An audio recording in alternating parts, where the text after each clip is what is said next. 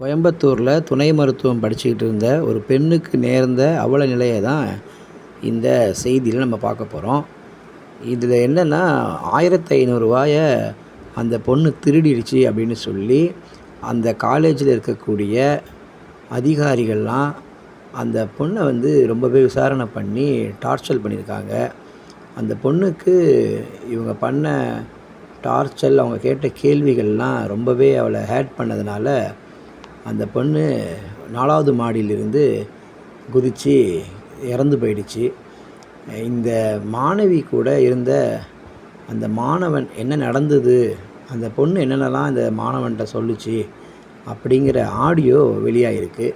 அந்த ஆடியோவ நீங்க முழுசா கேளுங்க. அந்த பெண்ணு கூட இருந்த அந்த மாணவன், அந்த பொண்ணு என்னெல்லாம் சொல்லுச்சு அப்படிங்கிறத சக மாணவன்ட்ட பகிர்ந்துக்கிறான். அந்த விஷயத்தையும் நீங்க இந்த ஆடியோல கேளுங்க. ஆமா.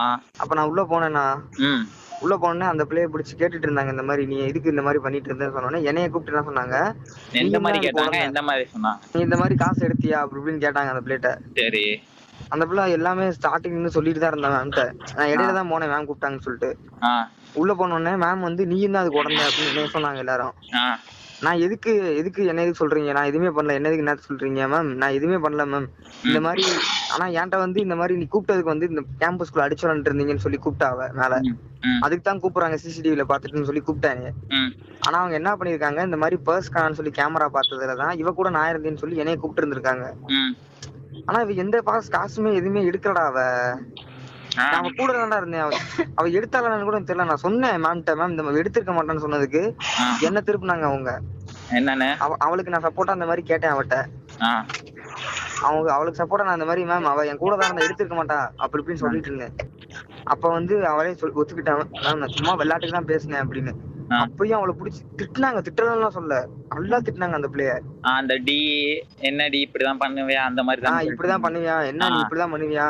நீ இப்ப உண்மையை போட்டு சொல்லலைன்னா பேசுதா? அதான் நீ இப்படிதான் நீ இப்ப உண்மையை சொல்லலைன்னா உன்னைய போலீஸ்ட்ட நாங்க சொல்லுவோம். உடனே போலீஸ் என்னன்னு கூப்பிடுவோம். திட்டுனாங்க? என்னன்னு திட்டுனாங்க? நீ இப்ப உண்மையை சொல்லலைன்னா உனக்கு போலீஸ் கூப்பிடுவோம். உங்க பேரண்ட்ஸ்ட்ட சொல்லுவோம். ஆ. நீ ஸ்டடீஸ் கண்டினியூ பண்ண முடியாது. எங்க 2 பேர்த்தையும் சொன்னாங்க. ஆ. ஆனா நான் வந்து பர்ஸ் எடுக்க கிடையாது. எனக்கு தெரியாது. ஆனா நான் அதுல வந்து கரெக்டா இருந்தேன் மேம். நான் எடுத்திருந்தா என்ன வேணா பண்ணிக்கங்க அப்படின்னு ஆ. நான் சொன்னேன். ஆ. அதுக்கு அவங்க எல்லாரும், இல்ல எங்களுக்கு தெரியாது. நாங்க பேரண்ட்ஸ் கூப்பிட்டு விட்டுக்குறோம். நீங்க என்ன வேணா பேசிக்கங்க.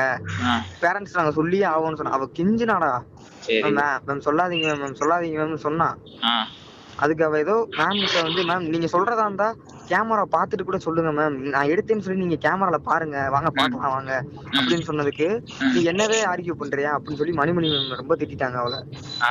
என்னன்னு திட்டுனாங்க? இப்படிதான் நீ வந்து என்கிட்ட வாய்ஸ் ரைஸ் பண்ணி பேசுவியா? உனக்கு யார் ரைட்ஸ் கொடுத்தது பேசுறதுக்கு?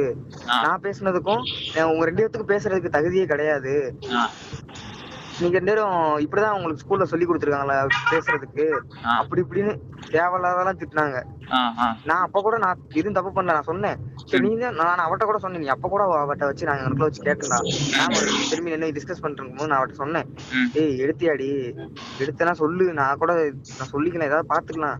ம். ஏதாவது நான் என்கிட்ட சொல்லுன்னே சொல்லிட்டு இருந்தேன்டா. ம். நான் எடுக்கவே இல்லை அடிச்சு சொன்னா அவ. ஆ.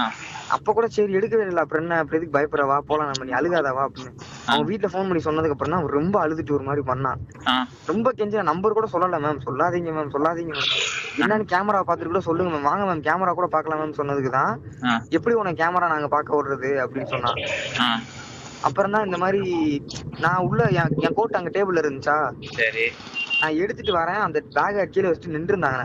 ம். நான் என் கோட்டை முடிச்சுட்டு பேக்ல வைக்கிறவா போலாம் அப்படின்னு சொல்லி நிக்கிறேன். அவ அழுதுட்டே இருந்தா. ம். என்ன எல்லாரும் பிளேம் பண்றாங்க, எனக்கு பயமா இருக்கு ம். அப்படி இப்படின்னு சொல்லிட்டு இருந்தா. எங்க வீட்டுல சொல்லிட்டாங்க, சொல்ல வேணாம்னு சொல்லியும் சொல்லிட்டாங்க. அழுதுகிட்டே இருந்தாடா. ம். சரி வான்னு சொல்லி பேக் எடுத்து கொடுத்ததுக்கு, நீயே பேக போட்டுக்க அப்படின்னு என்ன சொன்னா. ம். சரி நான் கூட அந்த மாதிரி அழுகுறதுனால கொஞ்சம் டயர்டா இருக்கனால என்னை பேக் எடுத்து சொல்றா போல. எப்பவுமே அவ பேக் சொன்னா நான் தான் எடுத்து வருவேன். ஆமா. என்ன சொன்னாலும் நான் அதை கூட பெருசா எடுத்துக்கல. பேக் எடுத்துட்டு எப்பயும் போல போட்டு ஆ. அப்படியே அந்த 3 ஸ்டெப்ஸ் நீ முன்னாடி போ. நான் கையை பிடிச்சி இழுத்துட்டேன் இத்தனைக்கும். வா போலாம்னு இழுத்ததுக்கு தான் ஆ. அவ என்ன சொன்னா, இப்பதான் அந்த மேம் பார்த்து திட்டிருக்காங்க நம்ம 2 அடிச்சு விளாண்டு கேம்பஸ்குள்ள. ஆ. நீ முன்னாடி நடந்து போன பின்னாடியே வரேன். இப்பதான் வான் பண்ணி விட்டுருக்காங்க. போன் பேரண்ட்ஸ் ஃபோன் சொல்லிருக்காங்க. திரும்பவும் இந்த மாதிரி பண்ணாத, வா போலான்னு. இத்தனைக்கும் அவ எது பண்ணிக்குவா, அழுதுவான்னு பயந்துட்டு அவளை தனியா விடல. ம். வா போலாம்னு சொல்லிட்டு அந்த ஸ்டெப்ஸ்ல இருந்து ஒரு 6 ஸ்டெப்ஸ் தான் இறங்கி திரும்பி பார்த்தேன். அப்படியே நான் திரும்பி பார்த்து மேல நின்றுருந்தா டக்குன்னு கத்துறேன் கீழே குதிச்சிட்டாடா. இத்தனைக்கும் அவன் கீழே குதிச்சோன்னு என்ன பண்றேன்னு தெரியாம கீழே இறங்கி போய் சுத்தி போய் இறங்கி போய் பக்கத்துல பார்த்தோன்னே தூக்கிட்டு ஐசி போனாங்க. என்னைய பக்கத்திலே விடல, அவளை பக்கத்திலே குடுக்குறேன்டா சிபிஆர் கொடுத்துட்டே இருக்காங்கடா 2 மணி நேரம் 3 மணி நேரமா. நான் என்னாச்சு ஏதாச்சுன்னு கேட்டுக்கிட்டே இருக்கேன்.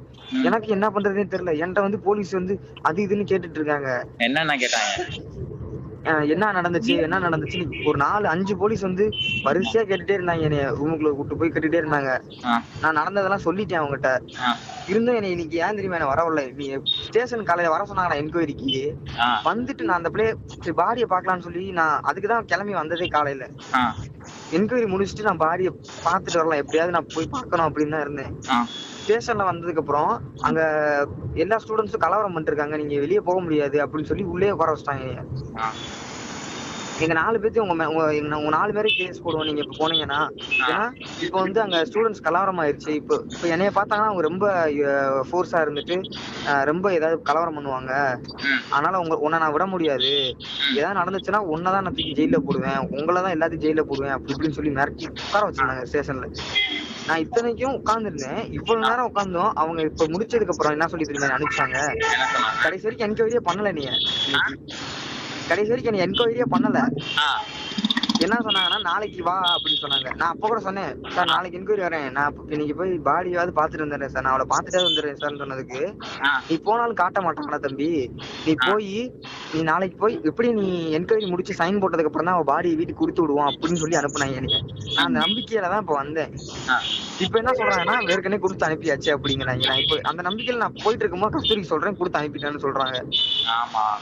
என்ன விடவே இல்லடா அவங்க. என்னை எதுக்கு என்ன பண்றதுன்னு சொல்ல விடலடா என்னைய.